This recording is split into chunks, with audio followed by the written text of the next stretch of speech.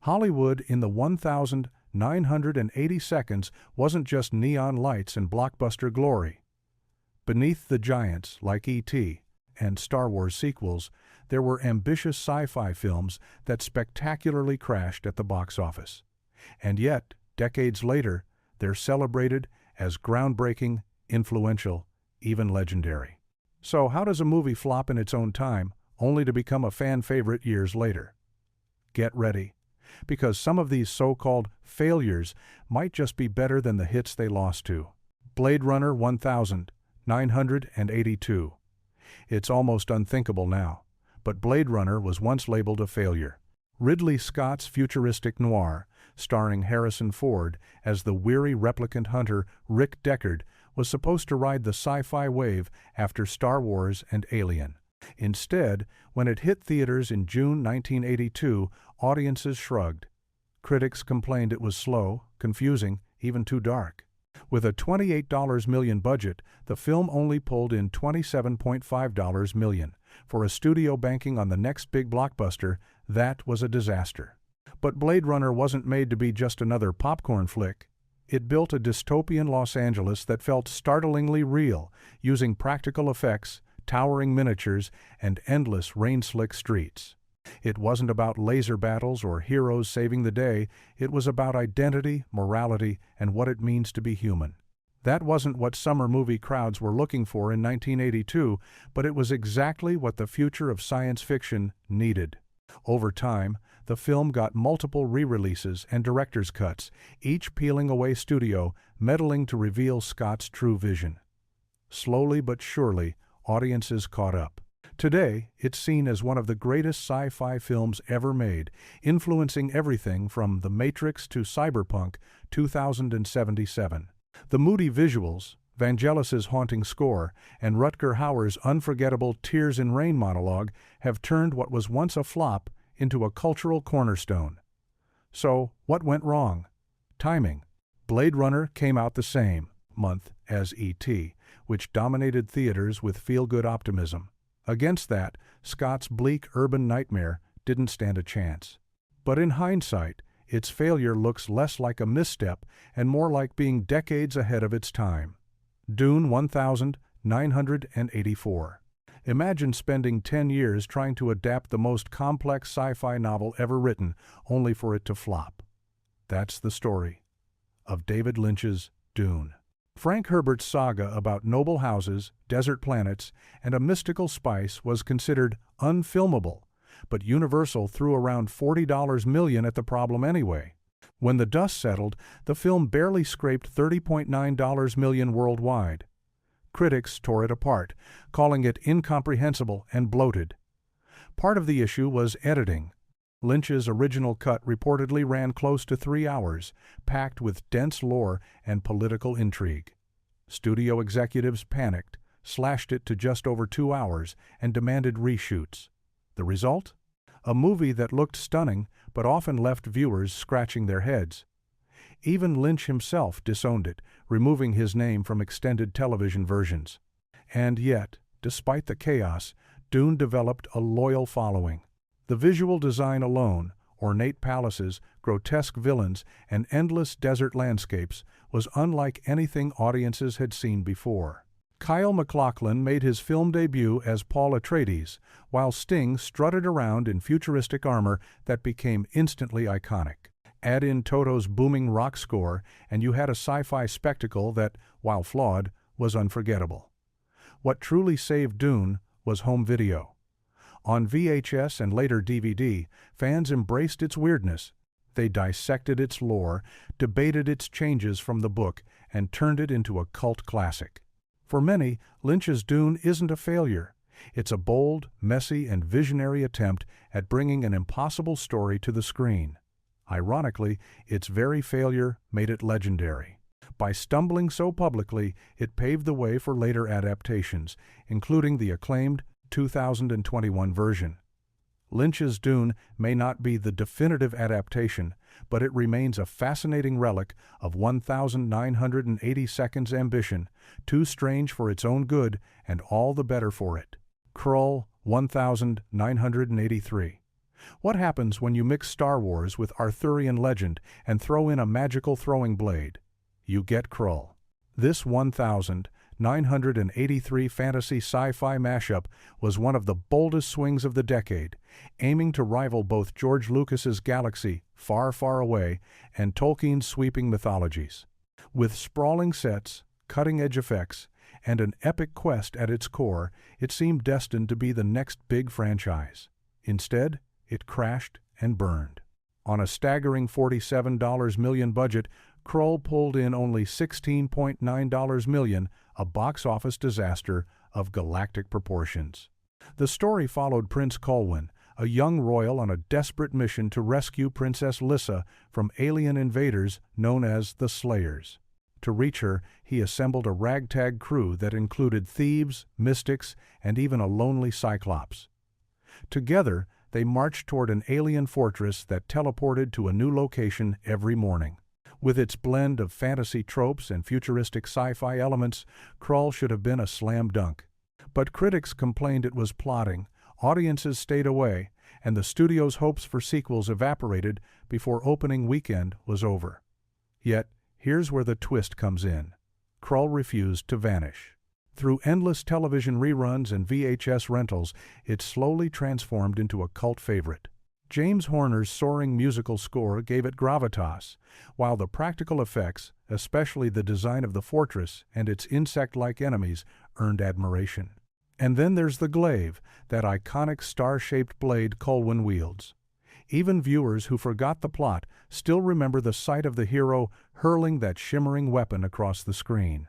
Looking back, Krull feels less like a failure and more like a relic from a time when studios gambled big on original ideas instead of sticking to safe bets.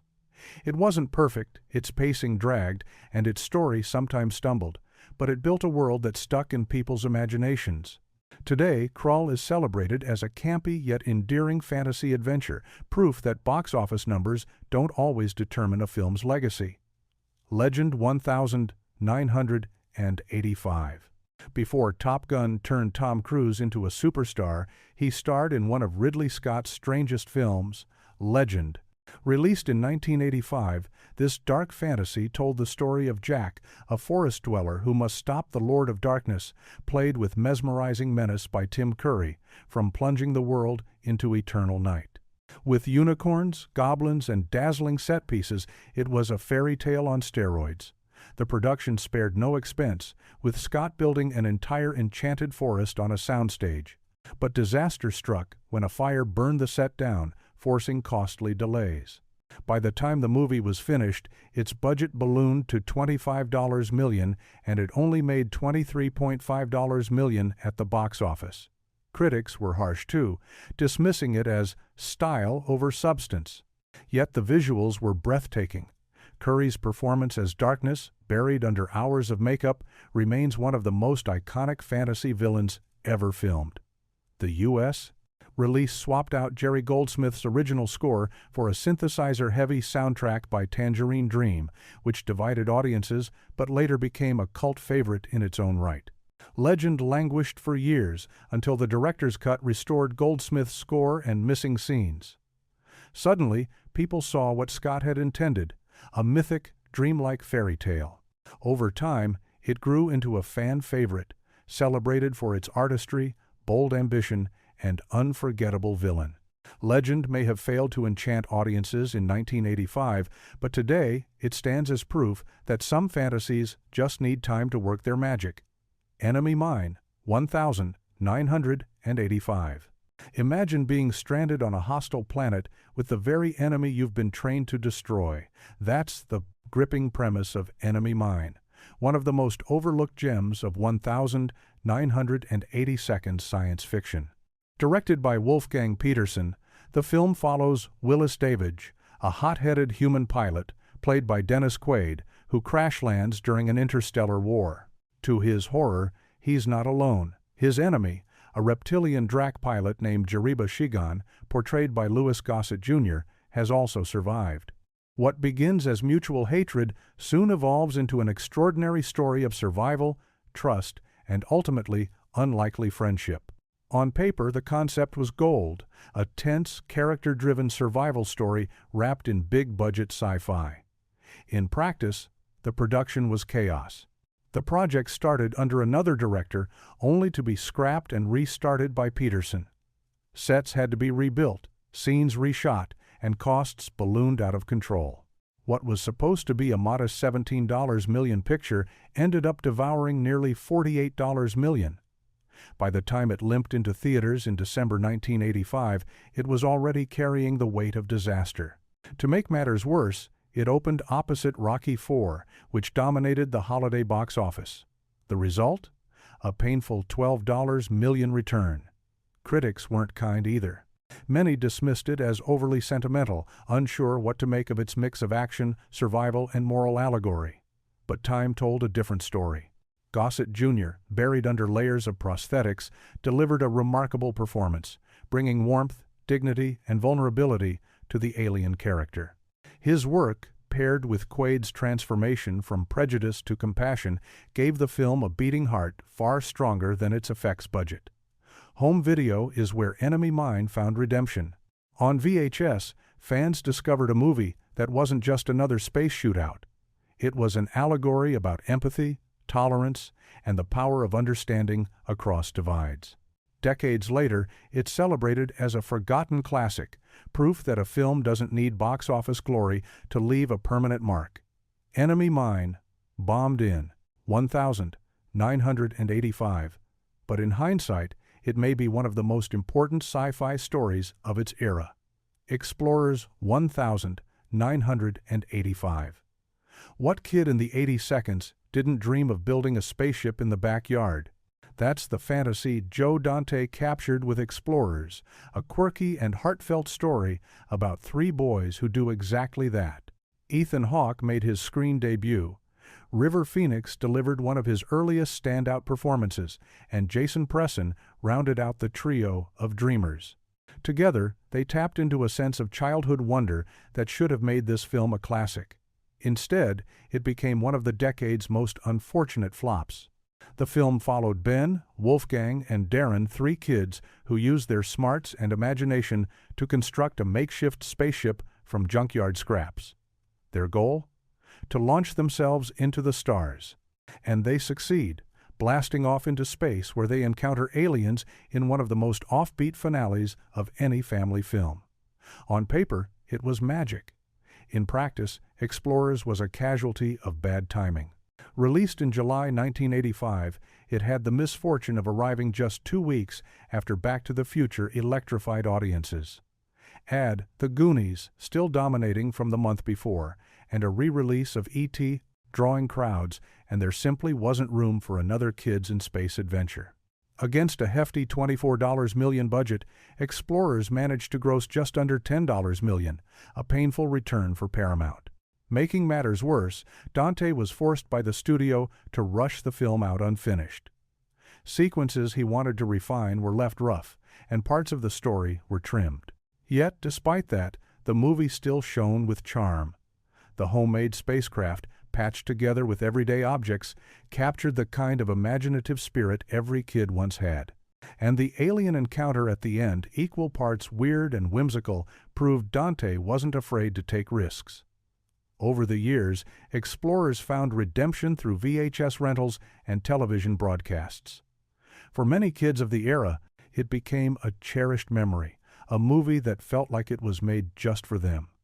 It may have bombed in 1985, but in the hearts of 80 Seconds kids, Explorers soared higher than the box office ever could. Labyrinth 1,986. It's hard to believe that a Jim Henson and George Lucas collaboration starring David Bowie could fail. But it did. Labyrinth was supposed to be a fantasy juggernaut, with groundbreaking puppetry, dazzling sets, and a charismatic Goblin King in Bowie. It looked like a guaranteed blockbuster. Instead, audiences in June 1986 ignored it in favor of Top Gun and Ferris Bueller's Day Off. Against a $25 million budget, Labyrinth made just $14.5 million. The film followed young Sarah, played by Jennifer Connelly, as she journeys through a magical labyrinth to rescue her baby brother from Bowie's enigmatic Jareth. The puppetry was some of Henson's best work, blending adorable creatures with darker, creepier designs. Bowie, meanwhile, didn't just act, he sang, delivering a soundtrack that's still beloved today. So, what went wrong? Critics found the story uneven and the tone confusing. It was too strange for kids, too whimsical for adults, and too different for the mainstream audience of the time. Yet those very qualities are what made it a cult favorite. VHS sales and television airings turned Labyrinth into an essential rite of passage for a generation of fans. In hindsight, Labyrinth wasn't a failure at all. It was simply too unique for 1986. Today, it's seen as one of the greatest fantasy adventures of the era, inspiring everything from cosplay conventions to stage adaptations. It may have lost at the box office, but Labyrinth won immortality in pop culture. Big Trouble in Little China, 1986. Leave it to John Carpenter to make a movie so bizarre, so fun, and so ahead of its time that it confused everyone on release. Big Trouble in Little China followed truck driver Jack Burton, played with swaggering cluelessness by Kurt Russell, who stumbles into a mystical battle in San Francisco's Chinatown. Martial arts, monsters, sorcery, it was pure chaos in the best way. Carpenter was given $25 million to go wild with elaborate effects and crazy action sequences. The result was a visual feast of neon magic and supernatural showdowns. But when it opened in July 1986, it crashed. Why? Competition. Theaters were packed with Aliens, Top Gun, The Karate Kid Part 2, and Ferris Bueller. Big Trouble didn't stand a chance, limping to just $11.2 million. Critics at the time weren't sure what to make of it either. Was it a parody, a comedy, a serious martial arts flick? Carpenter's refusal to play by genre rules confused audiences, but decades later, it's clear that was exactly the point. Jack Burton isn't even the real hero, he's the bumbling outsider tagging along while the true warriors save the day. That twist on the action hero formula has only aged better with time. Thanks to VHS and word of mouth, Big Trouble became a cult juggernaut. Fans quote Jack Burton's one-liners, celebrate its wild effects, and embrace its sheer weirdness. Carpenter didn't deliver a hit in 1986, but he made something even better, a film that refuses to be forgotten. Highlander, 1986. There can be only one, but back in 1986, almost nobody cared. Highlander, starring Christopher Lambert as the immortal warrior Connor MacLeod and Sean Connery as his eccentric mentor Ramirez, had all the makings of a hit. Sword fights through centuries, an evil villain named Kurgan, and a soundtrack by Queen that absolutely shredded. But at the box office? Disaster. With a $16 million budget, it made just $12.9 million in U.S. theaters. The movie's strange tone confused audiences. Was it fantasy, sci-fi, action, or romance? The answer was all of the above. Director Russell Mulcahy treated it like a fever dream, blending medieval battles with modern-day New York skyscrapers. Critics weren't kind, dismissing it as messy and incoherent, and yet those very quirks gave it an edge that hardcore fans latched onto. Highlander's cult status exploded once it hit VHS. Suddenly, its wild mix of swordplay, mythology, and bombastic music connected with the exact kind of fans who loved offbeat cinema. Queen's songs, including Princes of the Universe and Who Wants to Live Forever, gave the film a rock opera grandeur that no other fantasy movie had. The film's legacy grew so strong that despite bombing at first, it spawned sequels, a television series, comics, and constant reboot rumors. The later sequels, almost universally hated. But the original stands tall as a cult classic, proving sometimes the first swing is the one that matters. Highlander may have failed in theaters, but it conquered immortality in pop culture. The Adventures of Buckaroo Banzai, Across the Eighth Dimension, 1984. Try saying that title 3 times fast, and that's just the start of the madness. Buckaroo Banzai wasn't just a movie, it was a kaleidoscope of wild ideas smashed together at full speed. The hero, played by Peter Weller, wasn't content with one profession. He was a neurosurgeon, physicist, rock star, and test pilot. One day, he drives his jet car through solid matter, taps into the eighth dimension, and unleashes an alien plot. Already confused? So were 1,984 audiences. On paper, the movie looked like a sure thing. Alongside Weller, the cast included John Lithgow, Jeff Goldblum, and Ellen Barkin. The budget sat at $17 million, serious money at the time. But when it opened, barely anyone showed up. It limped to just $6.3 million in ticket sales. Critics were split too. Some thought it was too bizarre to follow, while others praised its fearless, comic book energy. The mainstream, however, stayed far away. But here's the twist. Time turned Buckaroo Banzai into cult royalty. Its refusal to play by the rules became its greatest strength. One minute it's science fiction, the next it's slapstick comedy, then suddenly it's a pulpy adventure. And Lithgow's villain, Dr. Emilio Lizardo, deserves a place in the overacting Hall of Fame. His unhinged energy gave the film a manic spark fans still love quoting today. Even though it bombed, Buckaroo Banzai didn't vanish. Comics, novels, and even video games kept its universe alive. For fans, it became a secret handshake. If you know the lines, you're instantly part of the club. It may have been a commercial failure in 1984, but decades later, it stands as proof that sometimes the weirdest films are the ones that last forever. The Adventures of Baron Munchausen, 1988. Terry Gilliam never thought small, and Baron Munchausen may have been his most daring gamble of the 80 seconds. Based on the tall tales of an eccentric nobleman, the film whisked audiences through impossible adventures, battling the Ottoman Empire, visiting the moon, riding cannonballs, and chatting with gods. It was surreal, visually jaw-dropping, and utterly unique. Unfortunately, it also became one of the decade's most notorious financial disasters. Originally budgeted at $23.5 million, the film ballooned to $46.6 million after production chaos and studio clashes. By the time it limped into theaters, Columbia Pictures had lost faith and barely marketed it. Audiences, unsure what it even was, ignored it. The final box office tally? Just $8 million. For a film packed with imagination, it was a brutal return. And yet, if you actually watched it, Baron Munchausen was a treasure. Robin Williams stole scenes as the manic king of the moon, while Gilliam filled every frame with lavish sets, wild costumes, and fantastical creatures. It was the kind of film where you never knew what would happen next, because literally anything could. Critics who gave it a chance were impressed, with the film earning 4 Oscar nominations. Over time, it found a loyal audience who appreciated its fearless creativity. Alongside Time Bandits and Brazil, it became the final piece of Gilliam's trilogy of imagination. It may have been crushed financially, but artistically it soared, proving that sometimes the boldest failures leave the deepest marks. So there you have it. 12 80-second sci-fi flops that refused to stay forgotten.